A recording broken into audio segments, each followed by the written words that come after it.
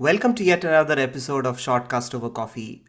Today we have with us a guest who needs no introduction. It's none other than film critic Baradwaj Rangan. Welcome to the show, Baradwaj. Thank you so much, and Uh, thanks for having me. I've done so many of these that I really don't know that I have anything fresh to offer, but I'm glad to talk to you. yeah, we'll go with the flow, I guess. Yeah. uh, Bharadwaj, you are celebrating 20 years as a film critic or a cinema reviewer. Looking back at your career, do you want to take us through your early days as a WordPress blogger way back in 2003? How did it all start? No, I'm okay. First of all, I'm not celebrating. It's not like I'm cutting a cake or something like that.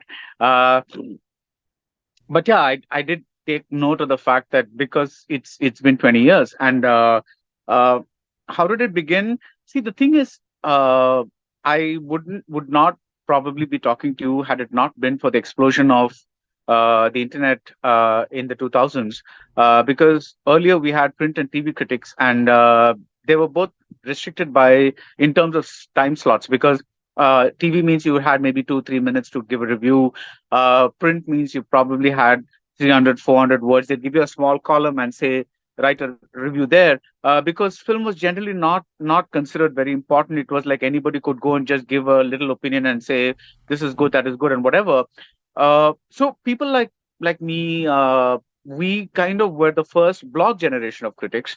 Uh, so we started like even if my print guy gave me only say 600 words, I was able to write a 1,500 word review and condense it into 600 words for print, but put the 1,500 words up on the blog. So suddenly, I found that there were takers for this kind of reviews, which I was inspired from by reading American critics from the 60s and English critics and all that kind of stuff. And I was like, why don't we dwell so much on a scene that we like or like an emotion that we like in a film, and why does it always have to be one crunchy, this works, this doesn't work, like one nutshell summary kind of thing? Why can't we just like a film is like a journey, right? You start, there's going to be 5 places you don't like along the journey, there's going to be 10 places you love along the journey. So why can't we talk about those 5 places that we like and those 10 places that we don't like, instead of just talking about the end of the journey? Okay, I reached, this is what it was an okay journey, it was not bad, whatever. I mean, why? I mean, like, so I thought, and the blog was the perfect thing for us because we got the chance to kind of go on. So there were still those people who wanted crisp and crunchy reviews or whatever. Because one of my favorite things, and I've said this many times, one of my favorite postcards that I got while I was in the Hindu, that the people used to still send postcards. He said, "Please tell Bharadwaj Rangan to stop writing Ramayana and Mahabharata and just give us a quick review of whether what worked and what didn't work for him. It is too painful or whatever it is." There is an audience for that, right? So we can't dismiss that audience. So, but thanks to the internet, I found that there was an audience for this as well. That I could go on and hopefully not too indulgently, but with kind of a thing. And there was a cinephilic audience that was out there that was waiting to like read about Indian films the way Western critics were writing about Western films. So so in a way, I like to say the same thing about Rahman. It's something like sometimes it's about being at the right place at the right time, because you can have all these technological music composing ideas in your head, but until liberalization happens and you have like a new generation you can reach across to the whole of India, you can't really, like, had Rahman been born in the 70s, his music, he wouldn't be where he is today, because that was a different era, right? It was like Tamil films are constrained to Tamil music alone. So it's like that. It's like sometimes you need to find. So for me, my desire to write about, or my love for writing about films at length, coincided with the arrival of blogs. And again, right place, right time. Of course, some will call it destiny, this, that, whatever. But for me, I like that phrase, being there at the right place at the right time. And I think that's what happened. Hmm. Yeah, interesting. You bring about this point about coinciding with the increasing popularity of the internet, and this also reminds me of one of India's biggest podcasters, Amit Verma, who hosts this incredibly lengthy podcast called The Seen and the Unseen. And he used to be a blogger as well. He used to Yeah. blog called India Uncut. And Right, right. he We were all at the early days of blogging. We were all there together. So Yeah, he told in an interview that people have low attention spans, but they don't have low attention span at all times. Sometimes they do have more attention span, which you rightly put. The cinephiles were reading your blogs and they were commenting and so on, and then there was another audience that wanted crisp and concise matter. Tell me if I should go for this movie or not. yeah, yeah, and yeah. and Amit also tells how podcasting also gave him this platform where he was not constrained by a media house or any sort of restrictions, where he could express his thoughts without any sort of an umbrella on top of him.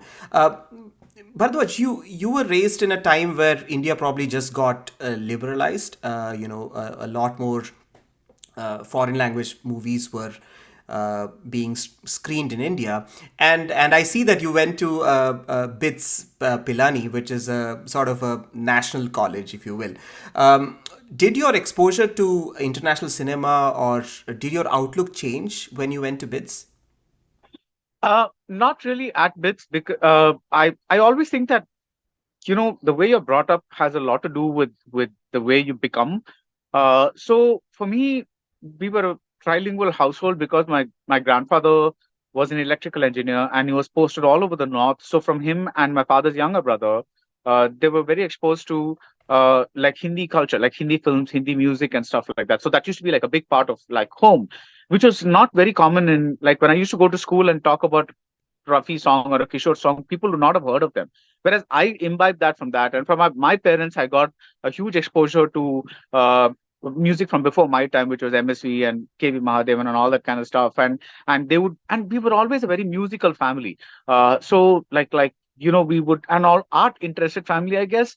So like pointing out specifics about this song, or humming along with a song, or trying to say, okay, this song is this ragam or something like that, which kind of you don't even take very seriously until you realize much later that there are many people who don't grow up in households like this, or who think about stuff differently. I always say that when I'm not talking about exceptionalism, I'm more talking about uh, you grow up in, your environment plays a big part of how you are shaped eventually, because I don't think you can start watching foreign films or listening to music a certain way, or watch movies a certain way at beyond the age of 25 or 30, because it requires like a very, by the time your mind is already set in certain ways, like, so to turn it and look at it a certain way becomes a little difficult. Whereas earlier, while you're still being molded, when all these influences come and clash, you're kind of, so when we used to rent VCRs to watch movies, we used to watch English films with my friends. Like, my friends and I would watch Jaws and some other thing and this and that and all that kind of stuff. We used to watch Godfather at home. I remember watching Godfather at home, and like praying that nobody walks in during that sex scene, because it was in the living room, and all of us were gathered around the TV, and there was one person kept in watch in case somebody like would sit in the chair at the corner of the corridor in case like an elder person walked in, and we could pause the VCR. And this was not even a VCR with the remote. Somebody would have to lean forward and press the pause button. So it was like, but I'm saying that. There is this Tamil word called Peter, right? Which is like I don't know. Some people use it affectionately. Some people use it like like Peter. a like an insult. So, but I am like I was a Peter that way. Like, I was a Peter. I was probably whatever the North Indian equivalent of Peter is, whatever the South Indian equivalent of Peter is.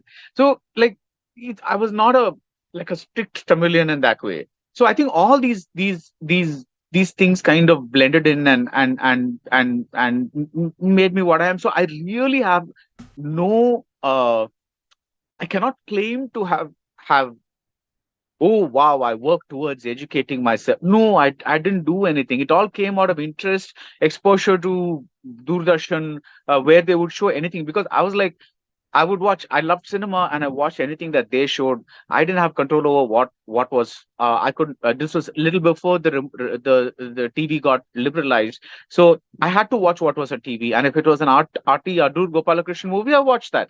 And when you're watching it at a very young age, you're always trying to kind of, uh, that exposure comes in. So that slowness seeps into you, right? Right, like when you're kind of a thing. To this day, I cannot uh, one thing I cannot do is listen to too much of Hindustani music at a stretch, because that style of alap singing is a little too slow for my taste.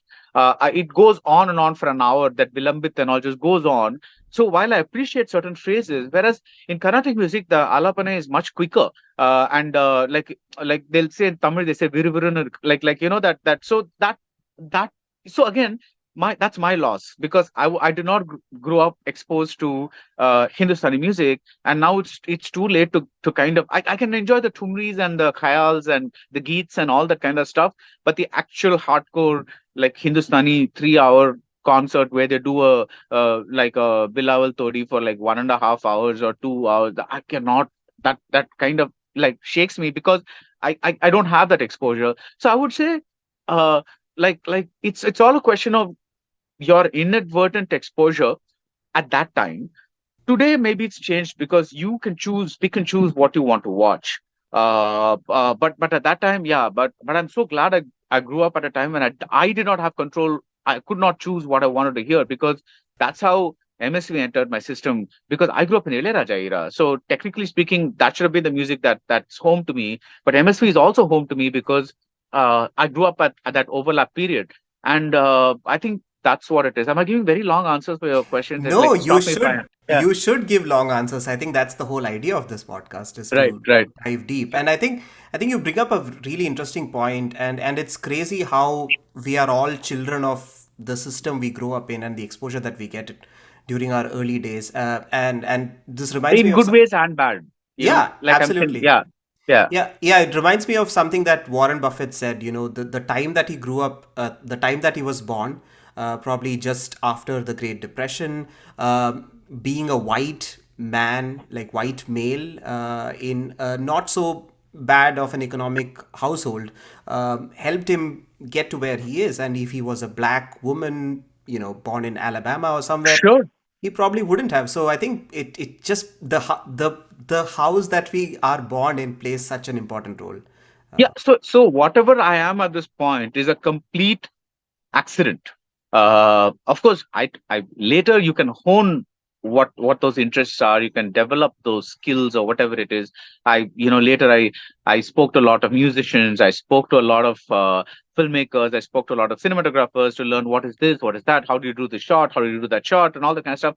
But the basic interest, the basic, uh, you know, like the seed was sown, so to speak, right at that point, and had that not happened, had I been brought up in a different kind of household, like maybe we would not be chatting like this. Maybe I'd be a sports commentator, or maybe I'd be like a famous chef, or I don't know, it depends on whatever it is, because I'm the kind of guy who's very happy eating a paneer wrap or a sandwich or something while like looking at something else, because I'm not a big foodie. I'm not I just need, but I know that lots of people who savor food like they're having an orgasm, and that's like that I don't have those taste buds in me. I've never grown up learning to like that's never been part of me, because I think I was always in a hurry to watch more movies. I don't know, but the thing is, my eyes were always engaged, and I was not always never paying so much attention to what I was eating, because I was always looking at the TV like that or something like that. So I think my food taste is very bad. So if you ask me how's this restaurant, I'd give you lousy recommendations, because for me a restaurant is a place where you can go and fill your stomach, whereas there'll be others who'll say, oh no, this is better, that, but because like whatever. So that I think all that the pay, and I also like one fact that I think is true is that you are born with it. Like Ilayaraja is born with a musical DNA. You can't. I don't think you can acquire musical DNA. Now you can shape it by, like Ilayaraja shaped it by composing music, learning Western classical music under Dhanraj Master or whatever it is, but you cannot shape what is not there, is my contention. So I feel people like Ilayaraja, they're all like, or like Spielberg or whoever you want to take Scorsese, they're born with the ability to. That's, I think that's part of the DNA, and I think one day that will be discovered, that you're born with that certain uh in what is the word, uh not insight. Spark. I'm looking for a word. No, like you're born with that certain instinct, Hmm. like to kind of to do something, like I'm like Federer's born with the tennis DNA. I don't think you can, because there are many people who take up tennis and who try and try and try, and they never go beyond a certain level. And it's not just practice or the number of hours or something like that that can make you a competent player, but that exceptionalism that you see in an Ilayaraja or a Federer or whatever it is, I think that only comes from being born with something, and that's my contention. It's I don't know if that's a scientific fact or something, but I truly believe in that that uh that, and by extension, I think that there was something in me that helps me appreciate art beyond what I can understand. And I think that comes from the subconscious, and yeah, that's what it is. Yeah, it's something that I have not been able to understand. Is someone born with a musical talent, or being born in a certain household makes them a better musician? Yeah, it's definitely contentious. I think, some people like Harsha Bhogle heavily focus on the fact that work ethic and all of that is what makes someone who they are. But yeah, we will No, never know, I work guess. ethic is very important, because see, I have to keep watching uh, films from all over, not just restrict myself to a particular kind of film. All that is there. I'm not saying work ethic is definitely there, because a lot of people say, like, how do you put out so much content? Like I like there's so many videos or whatever it is. It is not. It's just basic time management, discipline, those very very basic things that a professional needs. It's not like I have 500 hours in a day. But beyond that, I feel, what is my USP, right? That USP comes from something I can't even say, is what I'm trying to say. Yeah, yeah, makes total sense. Bharadwaj, after your degree in chemical engineering, you moved to the US, and you moved to the US to go to college for a completely different major. I note. Yeah, yeah, What yeah. was that all about? Like, what was your thought No, process at the time? uh, see that again. See, today people are much clearer about what they want to be when they are like very young. Like I have like people that are 15 or 18 saying, I want to be a wildlife photographer or something like that. But that time India was a little different. You basically had the big professions. You could become an engineer, a doctor, a lawyer, whatever it is, chartered accountant. These were the pretty much the things that you could become. And the people that fell in between, like me, the fall between the cracks, you basically cling on to one of these streams, hoping that something would happen. And this is but for me, so a lot of people make the peace with the fact that, hey, I'm okay. I'm just doing my job. I'm getting a paycheck, whatever it is. I'm okay with it. But I just kept searching and searching, because there was this thing inside me that kept saying, this is not. I'm not happy. I'm not thing. Whatever it is. I know. Part of this sounds very ungrateful, because there are many people who don't have like the economic means to kind of make. So this does come from what I all that I'm talking about does come from a certain privilege, like just like you said, from Warren Buffett, right? But there was something inside me that said, oh my God, I'm not.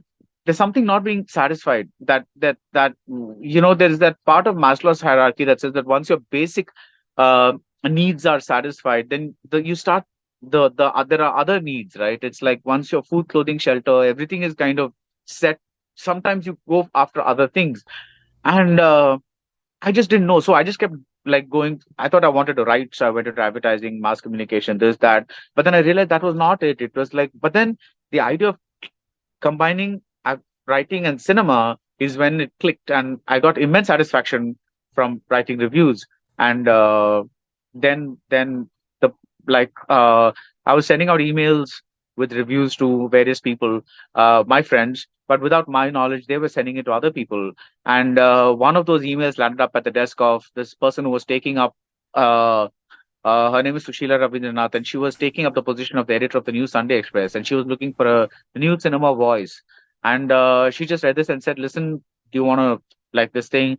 I was looking for any kind of opportunity, so I just said Tata bye bye to the US, came back here. Usual story. Everybody is utterly horrified, shocked, this, that, all that. What are you doing? Writing this, that? Because nobody knew what cinema writing was. They thought they'd only been exposed to cinema gossip writing and all that kind of stuff. So long story short, it took a while, but well, here I am. Hmm. Wow. And I also heard that while in the US, I don't know if it was while in the US or elsewhere, you went to libraries to learn more about film critics and how they used to do it at their time. Is that true? No, but I also used to subscribe to a lot of magazines, like Sight and Sound, and which. See, the thing is about the US is that all of this is very cheap. Here's everything you convert, you multiply by 80 or 70 or something like that. The American cinematographer, it's like, oh my God, I pay so much for the subscription. But it's part of the. It's like being a doctor. You have to keep up with whatever it is, right? So it's like you kind of need to know. But it's like it was very easy to kind of everything was $1.50, like $2, something like that. You never thought of spending $50 on a book or something like that, where like because that's like spending 50, maybe 60 rupees, 50, 60 rupees on a book. Whereas there now it's like 50 into 70 into whatever it is becomes like, times whatever. But so yeah, so I have like I still buy film books. I used to buy all these magazines and read like reviews end to end, the long reviews, and especially of films that I hadn't seen, or films that I had seen. I would wait to watch the movie and then see if my thoughts coincided with the reviewers' views. So yeah, so I was, and also I was completely exposed to for the first time the concept of free public libraries, and where I could go and read archived reviews of various critics out there and how they saw. And those libraries had older films free. I could just take home because I lived in a particular district. I could take home, go to that library in that district and take home, check out movies as well. So I saw so many foreign films, like classic Hollywood films, all those kinds of things that I was think. So I was kind of that really helped that, you know, get that.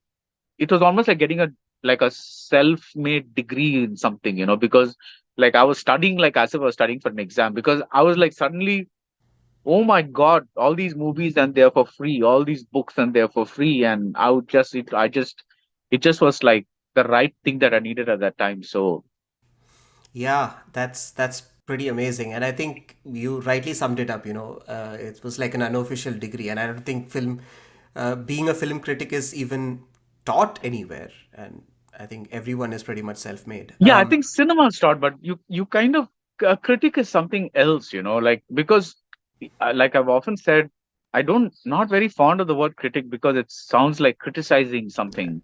But it's that's for better or worse. What you're really doing is is putting your thought processes of a film down and kind of analyzing what goes on in the film visually, in terms of audio and things like that.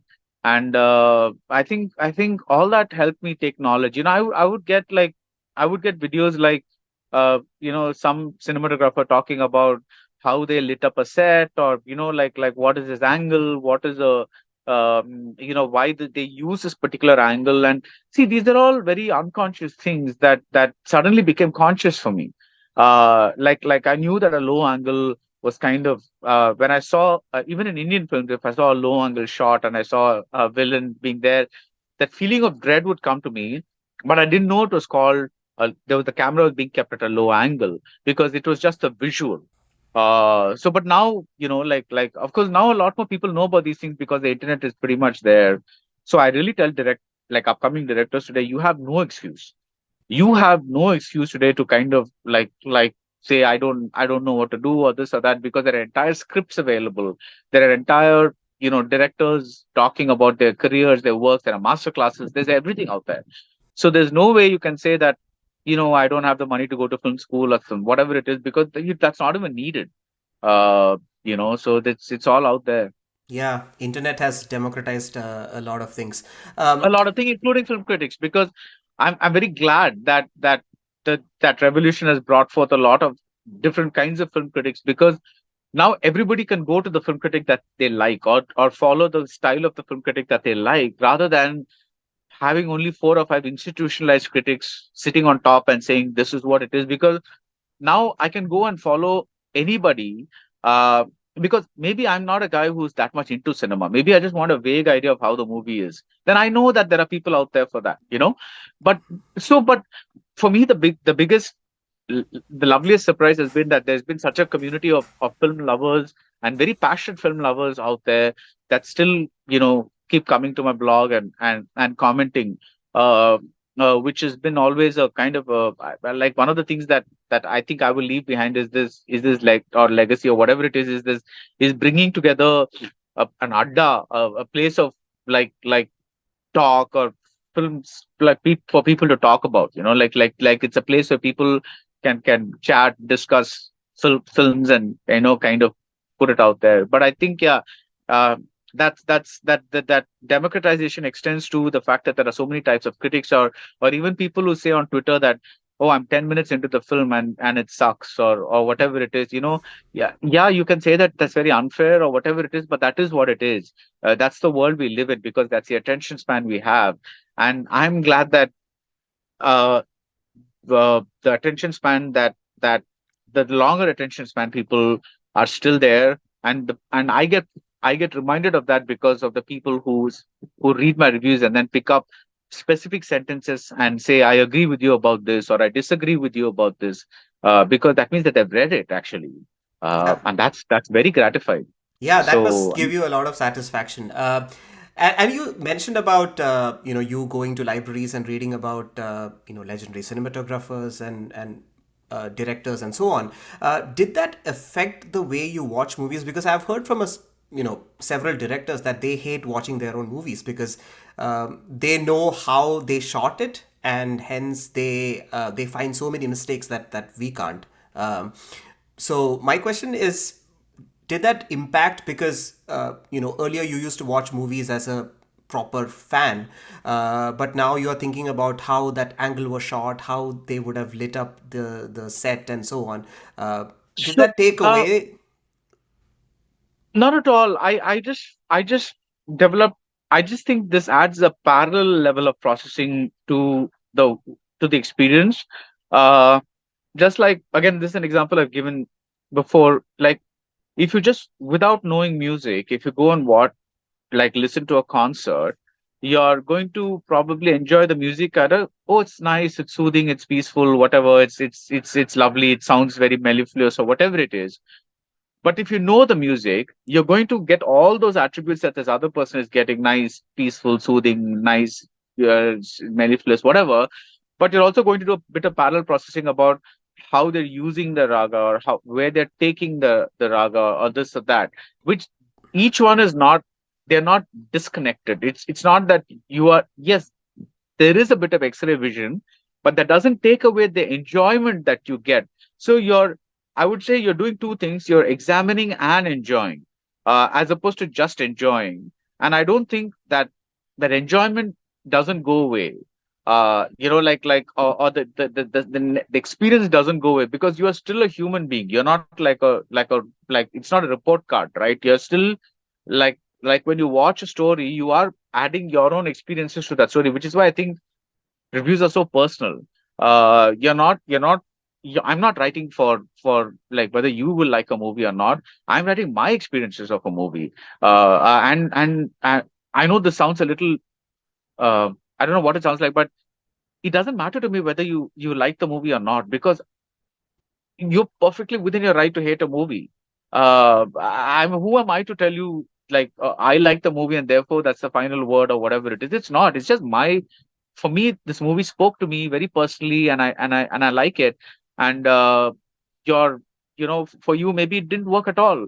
Maybe you haven't had those experiences, or maybe the movie wasn't what you wanted.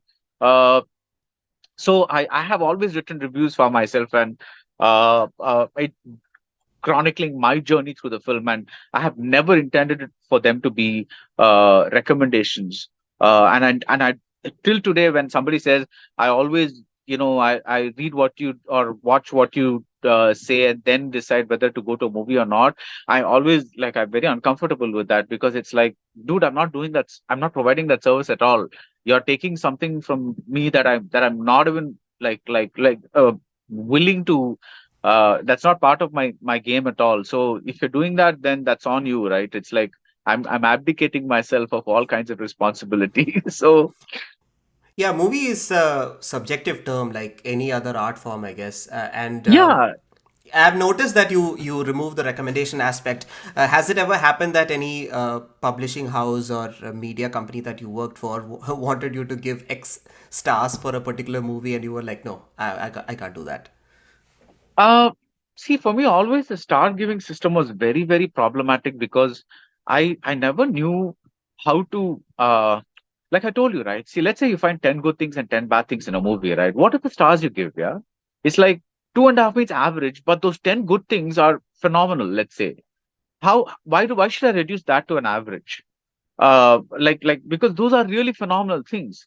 So maybe you can give stars like the scene where this happens, phenomenal. The scene where this happens, not so great. But that's what I'm writing in my review. So why should I replicate that in the form of a cumulative star rating when each individual point has a kind of a hidden star rating in itself? Weighted average, When sort I'm of. a weighted average, sort of. I don't know. I've never found. And maths has never been my strong suit. So it's like I never found out how to give stars. And when we decided to do away with it, it was brilliant because I now find people giving 2.85 stars, and I'm like, how the fuck do you give like 2.85 stars? What is that? I'm like, what is that what is the system by which you get arrive at 0.85? I'm like, I don't know, but there are people who do that, and I guess they follow a weighted average system. Maybe they just do that, but I don't know. Or pull it out of their hat. I don't know.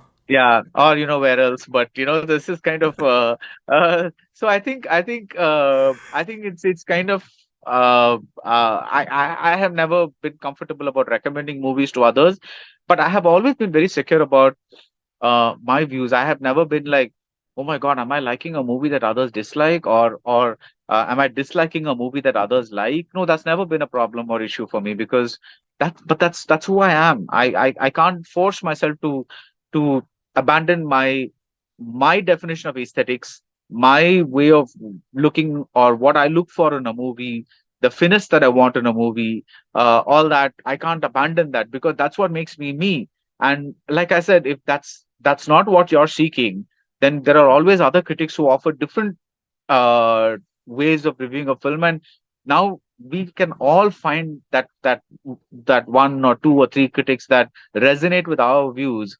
Though personally, I've always been interested in critics that whose underlying core system is so different from mine because I always learn from somebody who's very different because otherwise it's just an echo chamber. You're just kind of like saying, hey, yeah, right, this, that, whatever it is. But if somebody dislikes a movie and writes beautifully about it, as in why they disliked it so much, then you're also aware of the fact that how a certain kind of person can process the same movie and why certain things that work for you did not work for them. And that's always interesting because that's what good culture discussion is all about. It's like it's not about saying I'm right or you're right or I'm wrong. It's not that. It's about talking about things. Like that's what it is. It's like if I were to replace that one term, I would call myself a film discusser or a film analyst rather than a somebody who gives verdicts and bangs the gavel down on a movie or something like that. Because that is so not what I want to do. In fact, one of the things that I've grown bored of is writing those snarky reviews for bad films because I've done enough of those and like really life's too short. Yeah? Like, to be watching bad movies just for the sake of writing snarky reviews or whatever it is. It's like I get like if a movie's not working, I'd rather not review it. Like than to kind of like try to find because after 20 years you also run out of in like new ways to write about the same old things. Uh, so I'd rather it's like a variation of that Hitchcock quote. I want movies that are so bad that I can write about them, about the badness of them, or that are so good that I can write about the goodness of them. The ones that exist in the middle, that they don't interest me at all. Uh, that that not as much as the others. Yeah, reminds me of this really bad movie that received this cult status, like a Gunde or Gunda, I think it is called, which is trolled all the time, and people love watching it because of how bad it is. And Yeah, no, that's a different thing because there you're taking a movie that is like generally considered bad and having fun. Like it's a drinking game movie. Like my show producer recently said, we both came back after a long stint at the Mumbai Film Festival. We were away for about 10 days watching arty films and all that kind of stuff. And he says he's now only watching movies like Chandramukhi too because he kind of like needs to, like, he does not want to watch any more beautifully composed short frames or whatever it is. He's like, I just want to watch like utter and like really bad movies. And I understand because there's a certain fun in that, because uh the films that turn out to be like inadvertently they're so bad they're good, right? That's what they call them. And I think that's something that that's also useful, I guess. yeah, I've heard the same Like thing for instance, from. one of my Mhm. favorite I love creature features, right? So whenever I cannot resist giant shark eating up people, giant python, giant alligator, giant whatever. That's my go-to comfort movie. It's like I love watching people being ripped apart to pieces by like humongous mutant animals. That's my like comfort food. Like bring it on, like here's the popcorn. So that's everybody has a zone, I guess. So you raised your eyebrows. You were like, "Oh my god, this guy's darker than I thought he was." So it's just like, No, it just reminded me of this movie called. It's a Mel Gibson movie, I think. Direct. I forget it. Apocalypto. Yeah, I was yeah, like, yeah, yeah. I was it within the first 3 minutes. I was like, oh my god, I can't do this. No, Like, but that's a good movie. I mean, as in, like for it me, is a that was an fantastic actual. movie. Yeah. For me, I loved it. I loved it a lot. Again, but that's not the movie I'm talking about. I'm talking about these cheesy piranha. Like suddenly, like somebody's swimming, and oh my god, they stripped to their bones uh by a flock of piranhas. Like that's my, oh wow, I bring it. Like I wish more movies were made like that. Just kind of so. Yeah, I guess everyone has their own comfort food, like you said. Yeah, yeah, comfort food. That's my go-to thing. But I don't know because I think I basically gravitate towards serious films. So this is the absolute antithesis of that. So I think that kind of becomes my I've heard, fun part. I've heard the same thing from about actors as well. Like they, especially lead female characters like a Manju Warrior or a Nayantara. They are like, I do so many women centric movies is that I want to do a mass masala movie just to balance it out, and they are just so Right, good right. because. Yeah. Otherwise, you're just like always upholding emancipatory values or something like that. Which I'm not saying that's not important, but Yeah. it becomes this burden on you. Like, oh my God, you're a woman filmmaker. You should make sensitive films. Like, how long can people do that? It's like. Yeah, yeah. Bharadwaj, there is this criticism. I wouldn't say criticism, but there is this talk in at least Kerala. I don't know. I'm not too sure about Tamil Nadu. That movie reviewers are, deciding the fate of a movie. And we are at a time where, there are these online media that go into the theater and be like, hey, what do you like? There's like first day, first show reviews, theater reviews, and whatnot, and then people just give a verdict that it's an amazing movie and it just didn't work and so on. And do you think there should be a certain embargo like they have for tech reviews? Apple releases an iPhone, the tech reviewers are not supposed to do it for like 3 days or whatever. Do you think that is needed? What is your take on that? And it's become a big issue in Kerala, by the way, that people I are know, not I know, I supposed to know, I know. do for Are you seven in tech, days. by the way? I am in tech, yeah. Right. Uh, um, I think there is some value to holding reviews back for the first day, For two reasons. One is it gives the reviewer time to think and bring out like a better review instead of hurrying to bring it out on the same day. I also think it gives the films a chance because everything needs a chance. Uh, but this is only in the case of the bigger movies because the smaller reviews are helped by reviews. Because if there's a film like Pebbles, Kurangal, which nobody's ever heard, you don't know who Vinod Raj is, you don't know who, there are no actors that are names or whatever it is. It's just this thing that's dumped out there without any advanced thing. Like, should I watch it? Should I not watch it? What is it going to be like? You don't know. That's the case where small films, you help reviews. So I think it really helps to have an advance buzz that, oh my God, this is an amazing film. So then at least some crowd goes in on a Friday. So it's not easy to put a blanket rule on this, I feel, because if you do this, then the small films are going to be obliterated because it's reviewers that help these smaller films or these slightly like a Vijay film does not need a review, right? Because you're going to have houseful shows the first day anyway. You're like a Rajnikant movie does not have a that you don't need that review system because it's going to have it anyway. Like Salman Khan, we're talking like the week that Tiger 3 is going to be released, and it's probably going to open to houseful reviews regardless of houseful shows whether or not good reviews are there. But what about 12th Fail? That's a movie that got pushed entirely by reviews and word of mouth, and today it's like it's a hit. It's like compared to what its budget is, and you want these lovely little gems to be promoted. That's there's nothing that gives you more satisfaction than doing uh like discovering this little movie that could. And I think that you completely get obliterated if because the theaters will say, okay, I waited on Friday, nobody came to this movie, and I waited on Saturday and nobody came to this movie. So I'm taking out the movie on Sunday and I'm going to play Basha again. So that's it. That movie is gone.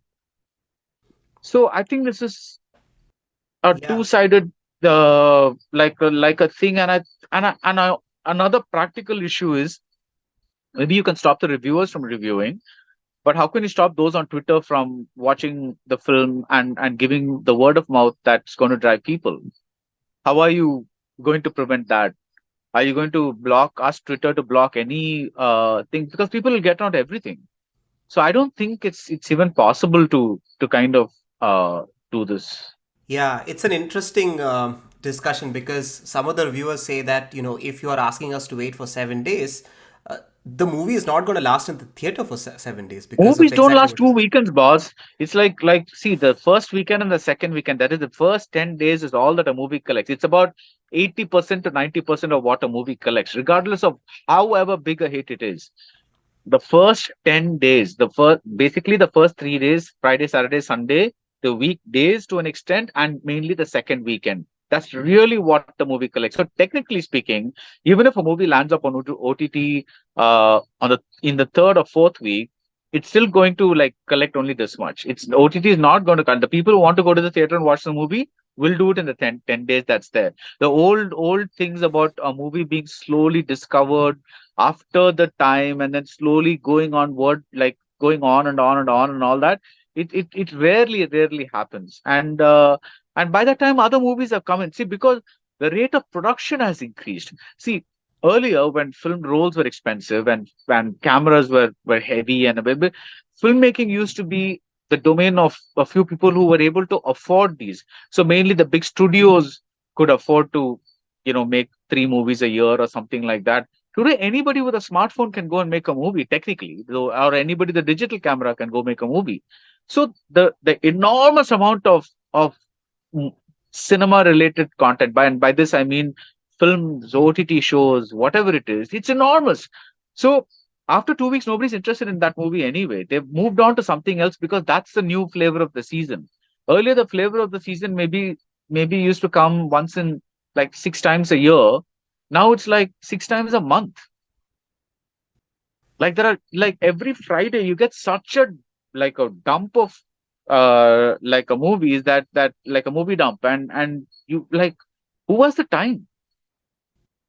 You Yeah. know, the one constant thing I hear among all my friends and relatives is how the Netflix or Amazon watch list keeps growing and growing and growing, because they always find something, they put it on their watch list, but they never get around to it because there's always something new dropping, and they watch that first, and so the watch list keeps, keeps getting longer.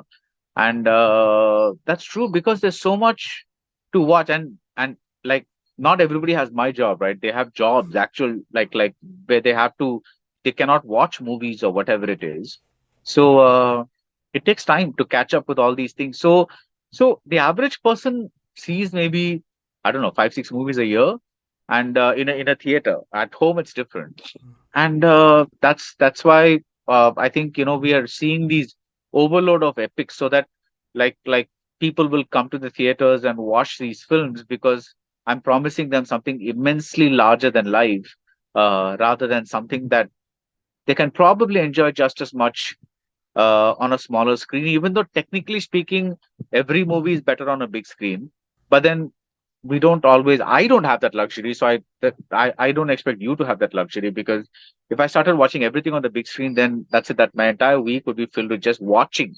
Forget uh, getting the time to review or do other things. So Yeah, I think there's just way too much content, as you rightly pointed out. And then, one of the things that I always wonder is, again, this is just my hypothesis, is why are Indian movies so famous or so watched? Is uh, probably because we as Indians don't have anything else to do. Like, we probably don't go out in the nature as often. We don't have a place to take our families. Do you think that is the case, why Indian people love to go to the movies? because it's the because look at the income, and we are a third world country, and this is the cheapest form of entertainment. This is We don't have national parks, and even if we have national parks, it's not like in the US, where the entry is relatively okay. Here, if you want to go and spend a week at Bandipur or something like that, it's going to cost you quite a lot. But it's like all the forms of entertainment that are not like we don't have rock concerts, we don't have independent musicians, we don't have everything is film related. The concerts that people go to are Ilayaraja or Rahman or whatever, Vidyasagar, Shankar Ehsaan Loy, whatever it is. They go to known commodities, and the commodities that are known, see, cricket, politics, and films. These are the three things that dominate Indian conversation. You cannot help that. Music comes like a very distant second to even this, because we don't really, music is whatever is in a film that gets discussed, but we don't really have a music culture that's, or a dance culture that is as embraced as in the Western world.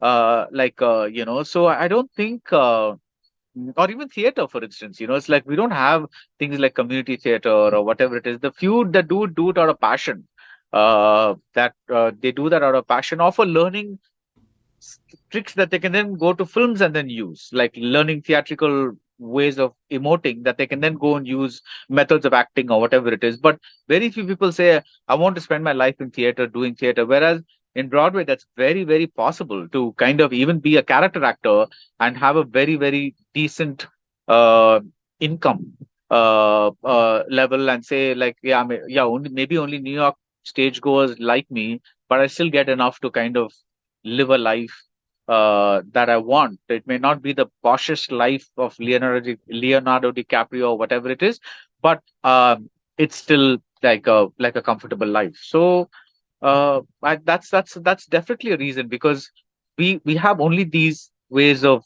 thing, which is why when movies combine with cricket, right now we are in the middle of the World Cup, and we have the this one going on as well. Movie releases going on as well.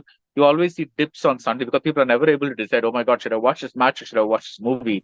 Because they're both the same. But there's nothing else. We don't have anything else to kind of, uh, like one of the things that was very fantastic for me in the US was all these national parks, and all these things that you go out to and just sit down and stare at the stars. I mean, like, that's such a calming thing, right? You don't have it. We seek calm in chaos, I think, rather than calm in nature. And I don't think that. and I'm not saying this is good versus bad or whatever it is, but I think it's a systemic thing, and that's why you kind of this one. So Yeah, yeah. Watching the stars with the kind of air quality in Delhi does not seem like a possibility now.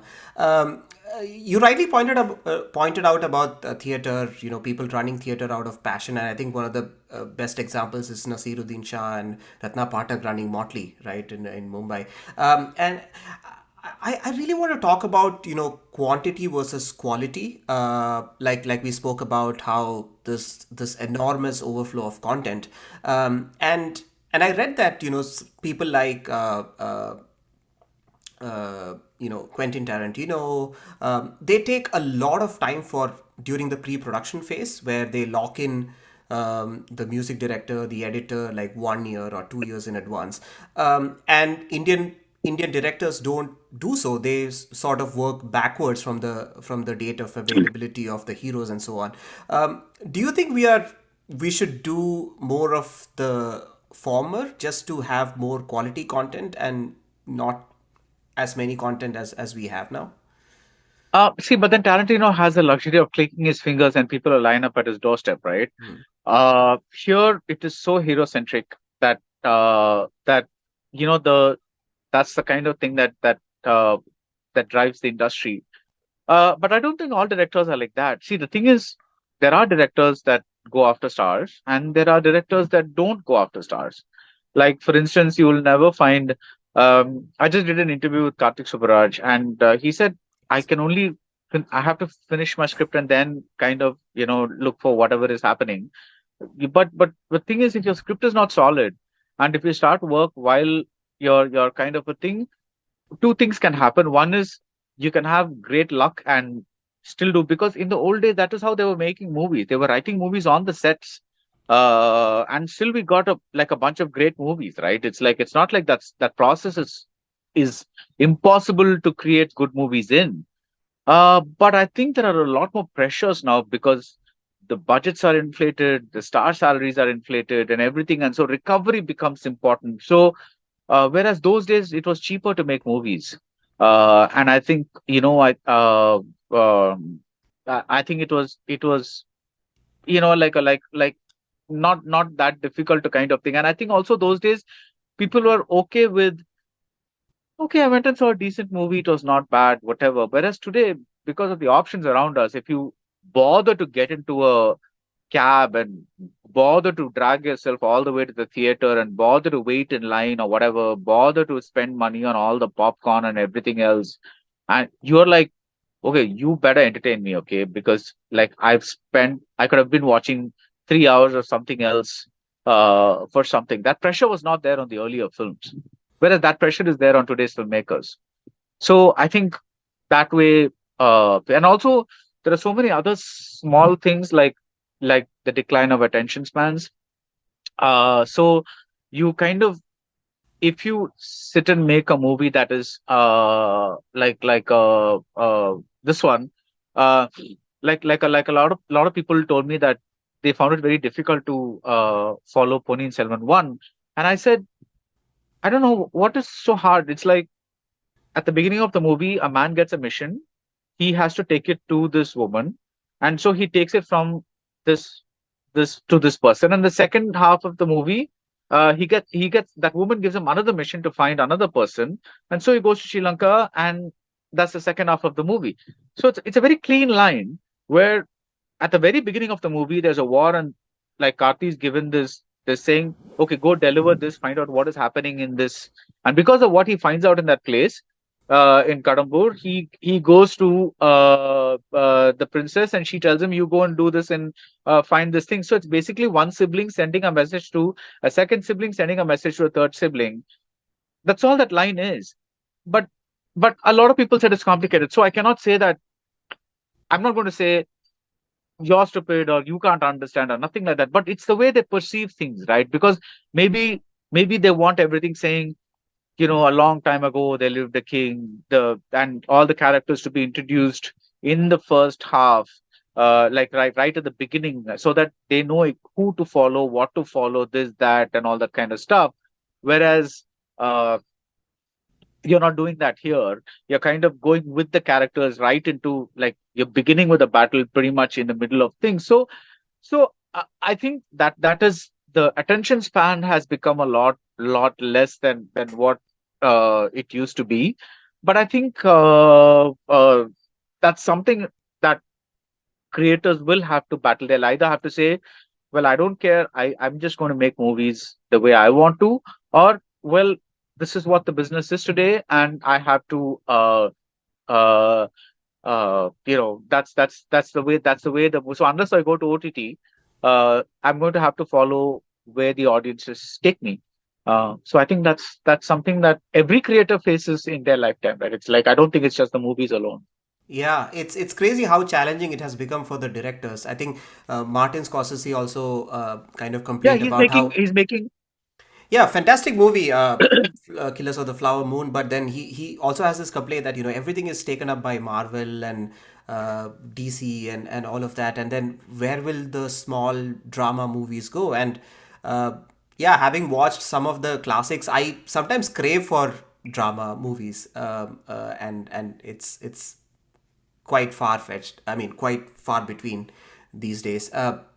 One of the other things that people usually complain about in movies these days is lag, and it's a very loosely used term, but I mean, reminds me of one of, I think, Hitchcock's quotes where he says that the build up towards a scene is more important, right?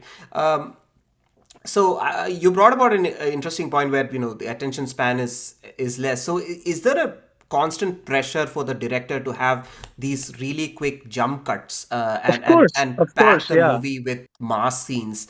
How do you see that? Has that sort of taken away from your experience as a movie connoisseur? See, personally, it doesn't work for me, but I can also see that is working for a lot of people. So, what can you say? That Yeah. that's the thing, because I can only respond to a movie because I like classical cinema. So for me, things like what Hitchcock said, that's very sacred, because the build up to an emotion, whether it's an actual gunshot or whether it's an emotional explosion or whatever it is, the build up to that is always going to be more important than the actual explosion itself. Whereas now you have the build up is taken off and you just get the explosion, explosion, explosion, explosion. And people want that. It's like, one very interesting theory that I came across is, uh, because when we scroll and when we go through reels or shorts, our brain has become accustomed to seeing a lot of disconnected things one after another without saying that I'm going from politics to sports, I'm going from sports to cinema, I'm going from cinema to something else. Because we watch all these mixed up.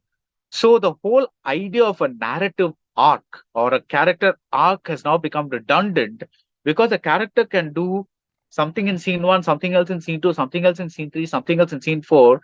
And as long as something happens, people don't care, because they're looking at this as a series of reels expanded on the big screen rather than a classical filmmaking thing. And I found the theory very interesting because it makes sense, right? It's like, see, when I'm on my phone going through shots or reels, I'm not looking for character arcs or continuity, or, oh, I'm in the mood for watching, like sketch comedy. So, like, everything that comes on my timeline should be, it doesn't happen that way. The next thing that pops up could be something else. The suggestions could be something else. Uh, it's even in music, right? It's like, yeah, I feel in the music mood for listening to melodious songs today, but then you also get, like, other kinds of songs, like very beat heavy songs or whatever it is, but we consume them all because that's playing one after another. It's like somebody downloads all these things onto a pen drive or something like that, and you stick it a Bluetooth device or something like that, and you stick it into your car, and that's what comes. And then you just kind of, so the if something happens that's you don't care for, you just click next, and or you just switch off and do something else till the next thing that you like comes along.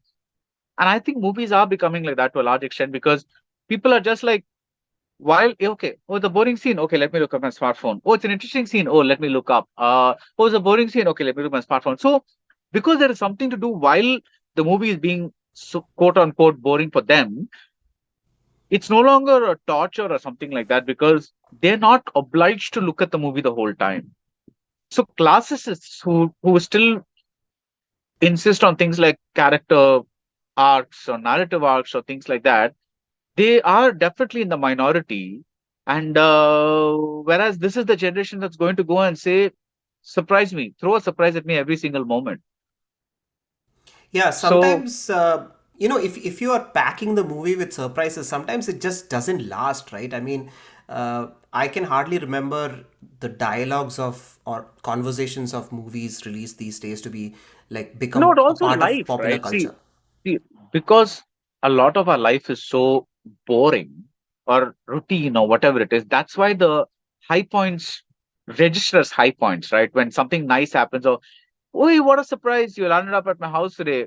That's why that's such a surprise. Or when like it's rather than like a surprise happening every single day, and you're like, oh my god, can I have a day when nobody is knocking at my door? That's what's going to happen.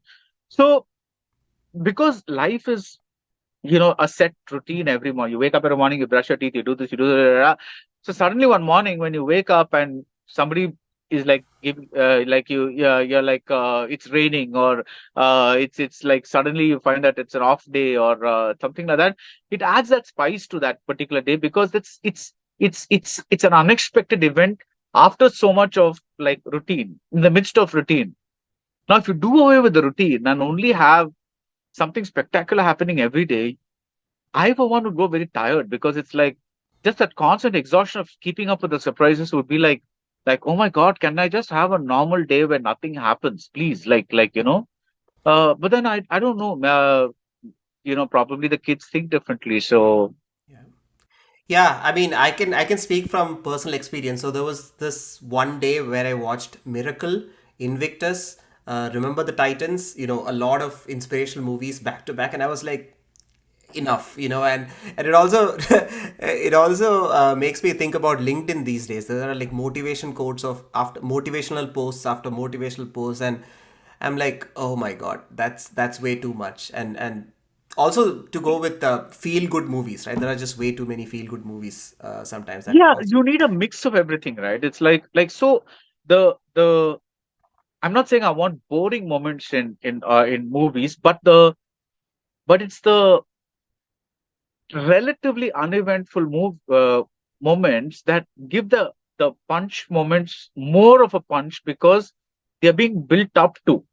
And now you're saying, I don't want the build up, I just want the punch. So after three punches, you're like, oh my God, okay, another thing is happening, another thing is happening, another thing is happening. And it's like, you're just looking for ways to shock the viewer into like, wow. Uh, and I Yeah, what is fascinating is that these kind of mass scenes have increased, but the length of the movies has not decreased. I mean, it's still 2 hours, 2.5 hours. You would think yeah, that the yeah. movies would come down to like 1.5 hours, or Yeah, because if all people want to see is like explosion after explosion, why are the movies still so long? You don't know. yeah. Fascinating. Bharadwaj, you also interview a lot of people, and one of your most famous books is your conversations with Mani Ratnam. I can clearly get a hint that you are a fan of his work. So, w- Clearly, he's one of my favorite directors. yeah, Yeah. absolutely. So, when you're reviewing a Mani Ratnam movie versus movies directed by the others, how do you overcome a sense of bias that you have I because don't you're a even fan? I don't even do anything consciously. I let the movie work on me because see, I'm not. Yes, I know him personally to an extent, but I also have this policy where if I watch a movie by a friend, and it could even be Gautam or somebody like that, and if the movie doesn't work for me, I tell them, I send them a message and say, I'm really sorry this movie doesn't work for me. So that it frees up my mind about how to phrase it in such a way that they're not hurt or this or that or whatever it is. Because you have to say what you want to say, because that's what you're being paid for. Uh Unfortunately, they're all very, like okay, but like Kumar Raja is one of the coolest persons about you hating his movie because like he hates everything. Uh, so you don't really so if I go tell him that I Super Deluxe suck balls, it's like he's not going to like it. Okay, let me rephrase that in case you want to correct. If I go and tell him that Super Deluxe was like really bad, he's not going to really mind it, because he's okay with the fact that different people are going to like or dislike certain things. But is the discussion interesting? Is the movie giving me something to think about? So I really don't believe in this concept of uh, there is an unconscious bias which we have no control of, right?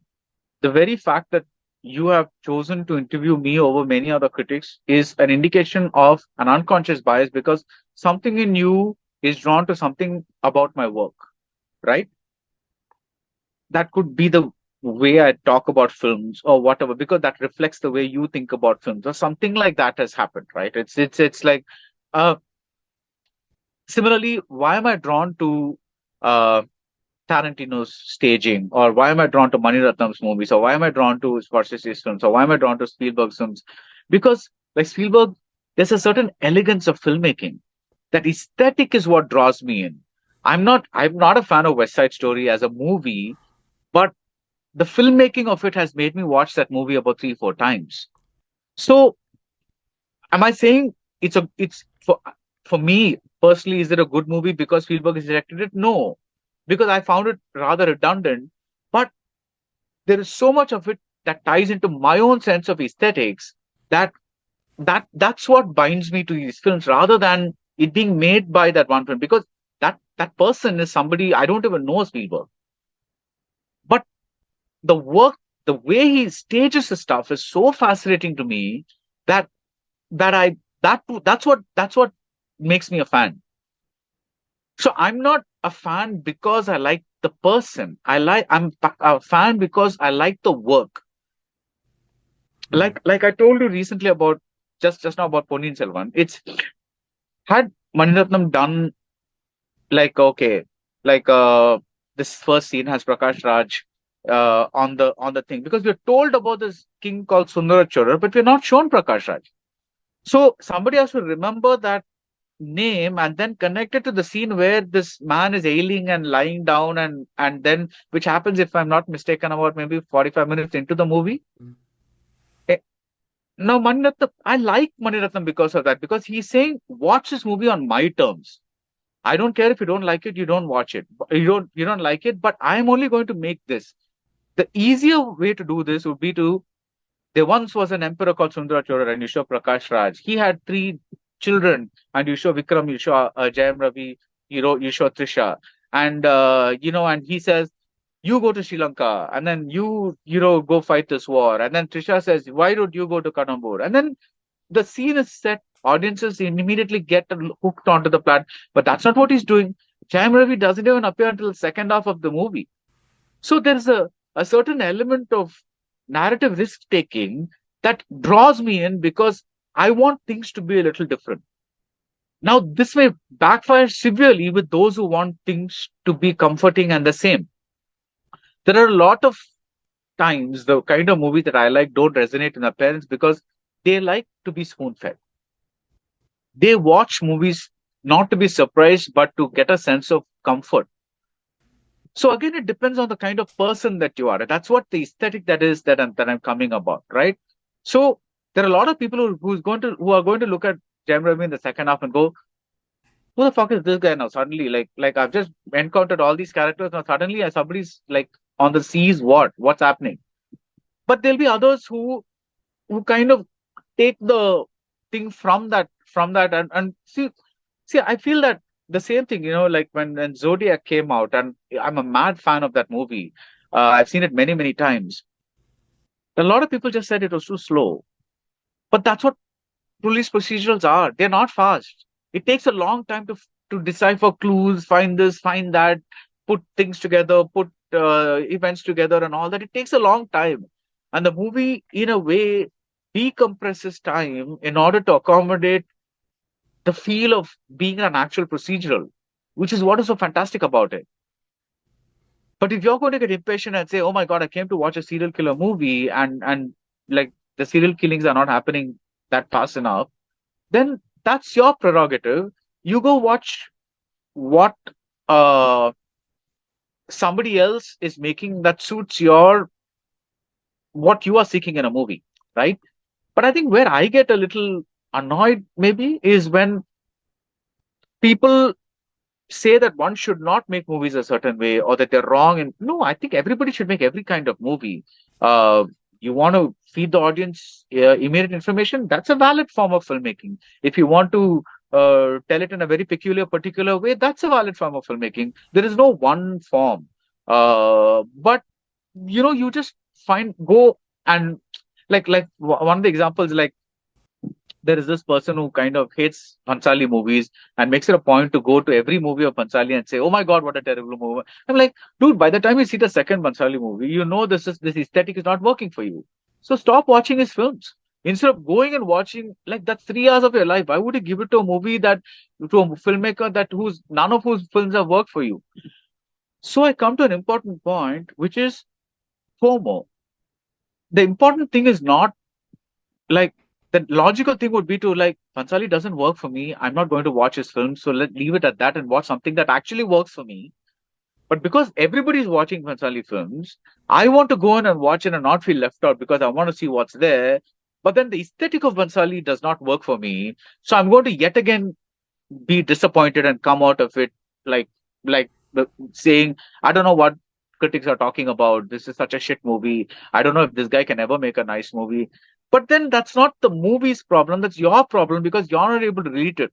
So there is a very, if you're not able to relate to an aesthetic at a fundamental level, the movie is never going to work for you. Right?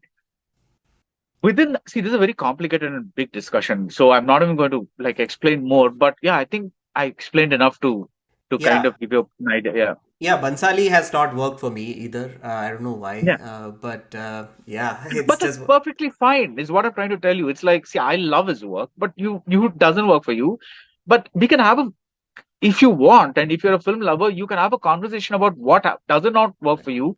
But if you say no, he's a bad filmmaker, yeah, I won't agree because there is no such thing as a good or bad filmmaker. It's only a filmmaker who works for you or does not work for you. yeah, yeah, So absolutely. I think that whole concept of bias is, it's like, because your aesthetic and your what you want out of a movie and the way you've been shaped is rebelling against the aesthetics of a Bansali movie. So that's your internal bias.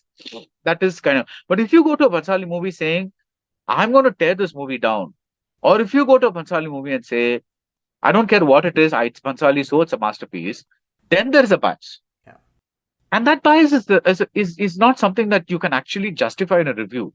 yeah, yeah. It's Because yeah, it's not a you'll healthy you bias. Yeah, yeah, and you can't, and you'll tie yourself in knots trying to uh speak nice things about a movie that is not working, or like I've told so many times, is Chekachevandavanam a bad movie?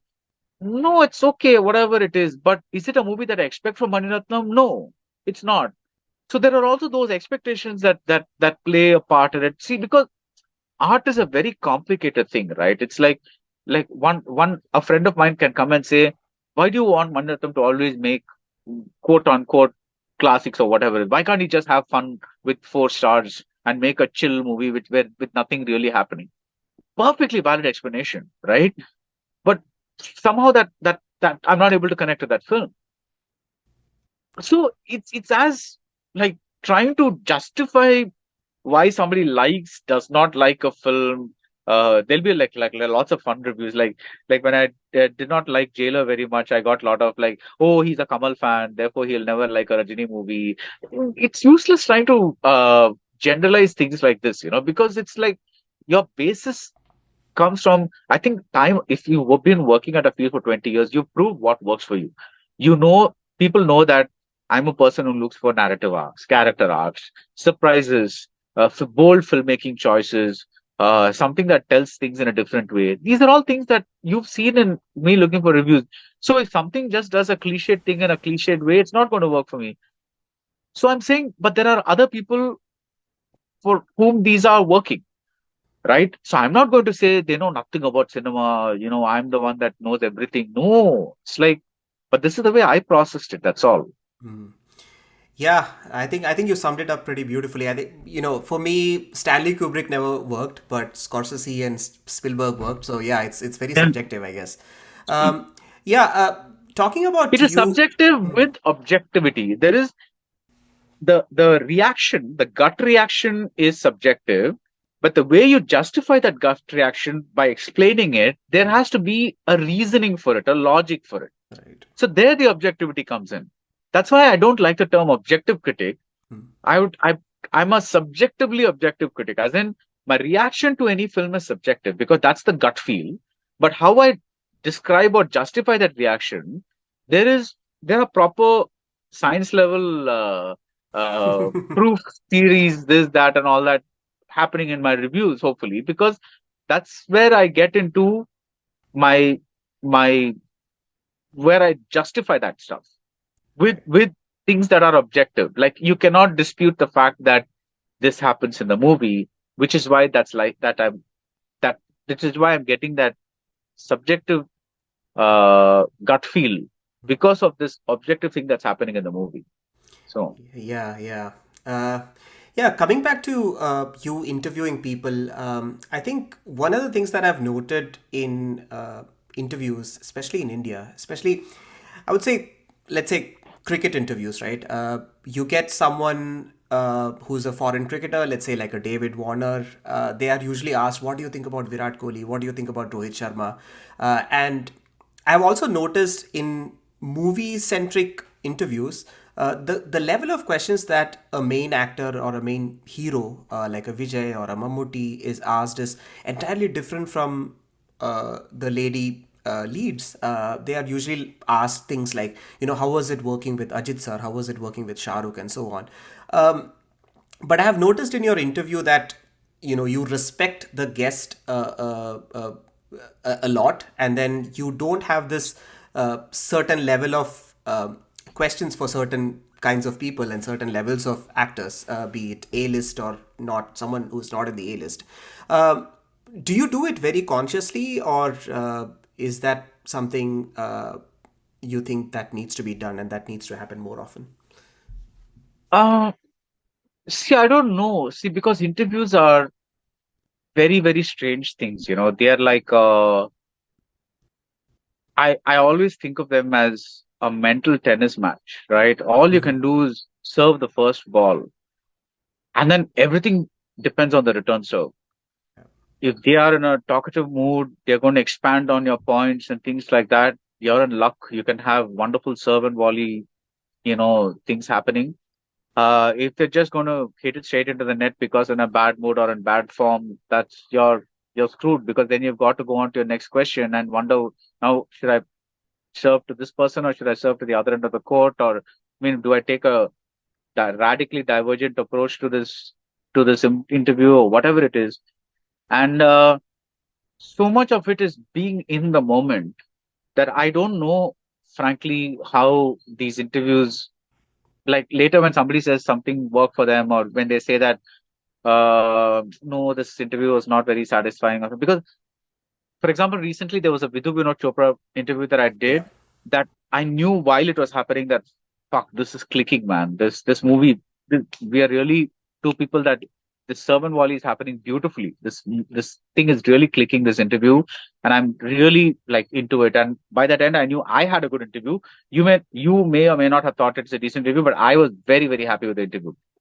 But there are many interviews where by the end I'm like, I don't know, did it go well? Did it not go well? Like I don't know, because we are so in the moment that that that you're not able to pull yourself back and gauge whether the interview went well or not, or whether they answered questions well or not.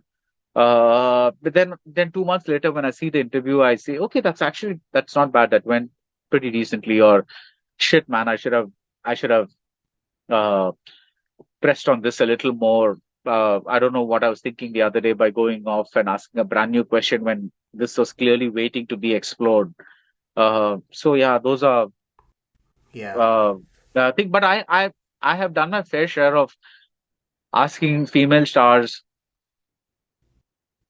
to tell things about male stars that they worked with, and I'll tell you why also. Because sometimes it's very difficult to come up with questions with female stars because they're treated so badly by the industry and hardly given any roles to do or anything worthwhile compared to the male stars that you don't know what to ask them, and because they don't have a big body of work, and most of them are forgive the thing, but they're flavor of the season. They act. with all the big heroes and then they vanish. And then the next person comes in and they act with all the heroes and they vanish. So they're not treated well. They're not given roles that act well, that to act well. So it's very difficult. So one way to get out of this is by saying, but to treat it a little respectfully, it's like, what have you learned from by observing so and so on the sets, or like what tricks have you picked up from this actor or actress? But that always happens. That somebody actually complained about this in one of my interviews, saying, why do you always ask the actresses about the actors that they worked with? Why don't you ever ask the Yeah. actors about the actresses that they worked with? But how can you ask when the actresses are given so little to do? Right. Yeah. This year for my for my roundtables, we're looking for actresses that have actually achieved something this year. Good Lord, it's a barren landscape. Yeah, I remember It's an like, awkward moment from one of your interviews where you were with Pooja Hegde, and then you kind of were like for half a second you were lost for words of, uh, yeah, yeah, it's like something. What do you? It's because like in the US, you know, you can count on like one hand the number of actresses that actually have made a mark. Like in things. Otherwise, they're mainly playing second fiddle to the hero, doing really nothing. And it's tough to really get a sensible set of questions to them, and which is probably why the people who do these like very jolly and fun interviews, they have a better time with actresses, because at least they're kind of taking that route. Whereas when I'm trying to when my interest is more along things like process, or like I don't find much to ask them at all. yeah, yeah, and pretty bold of you to accept that I have had my fair share of questions where I ask No, actresses but how it's it is. all out there, right? Yeah, yeah, So true. Yeah, there's nothing that every piece of work that I put out, every review that I do, every interview that I do, it's out there in the open. There's nothing that's hidden, right? Like there, I always tell my guys, even if somebody is like saying something bad to me, or if I'm hesitating over a question, leave that hesitation there, because that's part of the conversation. That's what adds life to that yeah, conversation, because otherwise it'll be this unnaturally flowing thing. Because sometimes I'm searching for words, or I'm doing something like that, and that's part of the interview, that's part of the interaction, because at that point I want people to know that I'm searching for a word or a reaction or something like that, because that's the reaction, that's the impact that this person. So that's what happens in real life conversations as well. So I tell them that, like, to an extent, have this, unless it's terribly distracting and like taking away from the interview, but have those disruptions, because that's what adds that reality to an interview. But because I know, like, editors who will clean up, in the process of cleaning up, they will just completely run through the whole thing and give like this perfect, where I'm spouting the most vivid and perfect sentences, and the replies are so perfect and this and that, and I'm like, but this is like so antiseptic. It's like somebody mugged up all the questions and gave the person ahead of time, and they mugged up all the answers, and they're giving all the answers, and it's terrible. Like that thing. So yeah. A similar feedback that I got for my podcast is when people are like, "Oh, this is too jarring in an audio episode," but then when they are watching the video, they are fine because they are watching the person, and that kind of distracts them. Bharadwaj, coming back to your interview with people, I remember this. I think someone asked Karan Thapar who was the toughest person to interview, and he said A.R. Rahman. Uh, what would your answer be? Who was the toughest person that you interviewed? uh well, in terms of print interviews, it was Mani Ratnam circa 2012. He's opened up a lot now, Yeah. but when the book came out and we did it in 2010 or 11 or whatever it is, it's I didn't know him at all. I'd met him a bunch of times, I think, and he wanted to talk, but he's just so not uh, an open talker, that like he like what I'm saying is, if you're in a generic situation with him, he's wonderful and he's very funny and this and that. But when the lens is on him, or when a camera is trained on him, or when you're asking him questions for a book, it takes a lot of things. So that was I won't say tough, but that was it was a process that got easier as it went along. Uh, uh, uh, Otherwise, who was tough to interview? After you came to, let's say, Galata Plus or Companion. Mm. Well, there have been I can't name names, but there have been a couple of people who I know do not like me, but were forced to give interviews to me because of various reasons, publicity or whatever it is.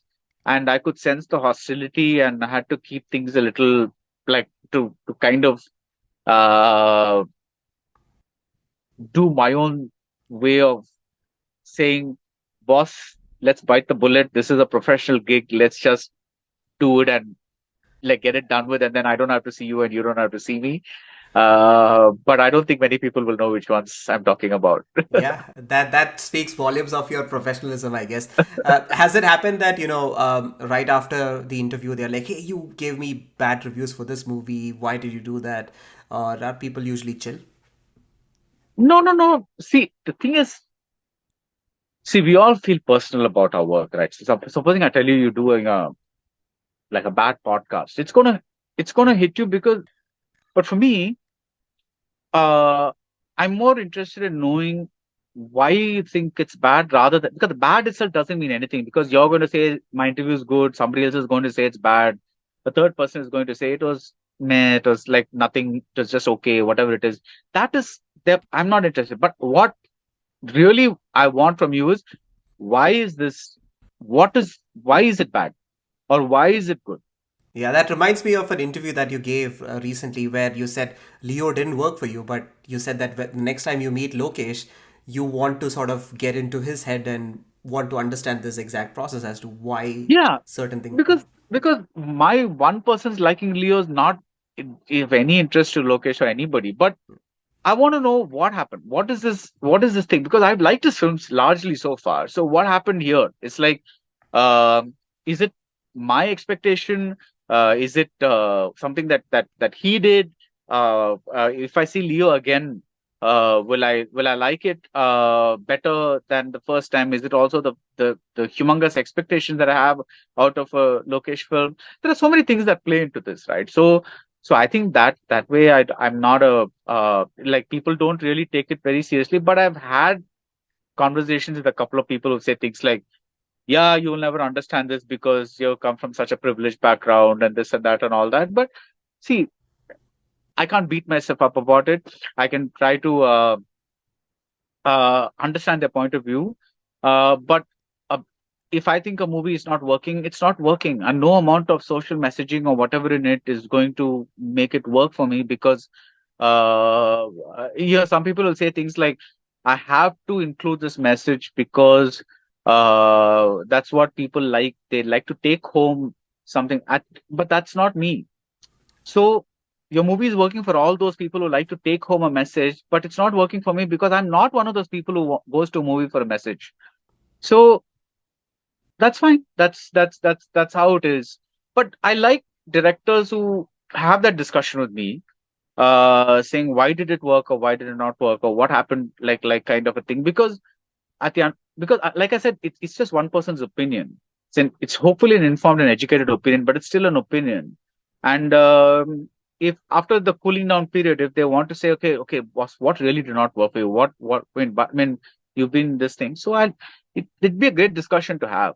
Hmm. Uh, Yeah. so I think, see, I think people are too focused on like to get back to where we started. Let's finish it on that note, which is basically like it's about the journey, right? Not the destination. It's like whether I liked the movie or not at the end is only important to me because I'm the one who's probably going to watch it again or not or whatever it is. But the things that I found interesting along the way or not interesting along the way, I think that's really what tells you how I process something, and I think that's what's interesting at a basic level. And luckily, I still have like a niche bunch of readers slash watchers who like this approach and who watch my reviews because of that. But every time somebody tells me you're famous, you're a celebrity or something, I also tell them actually maybe in relative to your life because you're in an IT firm and nobody knows about you. But in an open field like this, I'm nowhere compared to some of the celebrity reviewers who get millions of views per review. I'm not there at all. So, but I this is not modesty, or I don't believe in modesty. I know that I have a core bunch of people that like what I do, and that engage with what I do, and that's a good thing, right? It's like you don't have to be the biggest star in the world, but as long as you have your place, people come to you for something. You're doing a job, and you know that the job has certain people that are drawn to it. That's a good place to be in, Yeah. and to be in that place after 20 years, I'm really grateful and happy. Uh, as something that I'll say. Yeah, yeah. I think I don't know who, but someone said, you just need 1,000 genuine followers, and your life is kind of set. Yeah, Bharadwaj, yeah, yeah. Before we end this podcast, I would like to just quickly ask this question. National award, right? You received the national award for the best film critic in 2005. I was going through the list of other people who have received national award before and after you, and I was looking up their names. They're kind of nowhere to be seen. They are probably working for a magazine or some other things. You have managed to stay relevant. What do you have to say about that? How did you manage to stay relevant? Was that needed, the need of the hour, that you would, sort of moved from print to blogging to, let's say now, video interviews? uh, yeah, all of that, because it's like when I went from uh like from print to digital, and then expanded myself from reviews to interviews and all that kind of stuff. I think I found out that the following just kept growing, and I also think that I, you know I never really deviated from my core aesthetics. Like, I'm not jumping in today and saying, "Wow, look, there's a surprise every moment. This movie is generating is resonating with today's kids, so it's a great movie." I'm still going to be that old fart, grumpy old fart in the audience who says, "Where is the narrative arc? Where is the character arc?" I'm just going to be that guy. And I think the fact that I've stayed true to my beliefs, my sense of aesthetics, what I want, or what I expect from in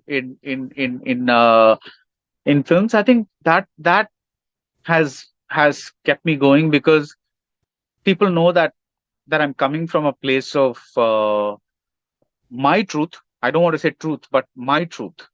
And so I think that makes people want to say, okay, so I hate this guy, but let's see what he has to say about this film.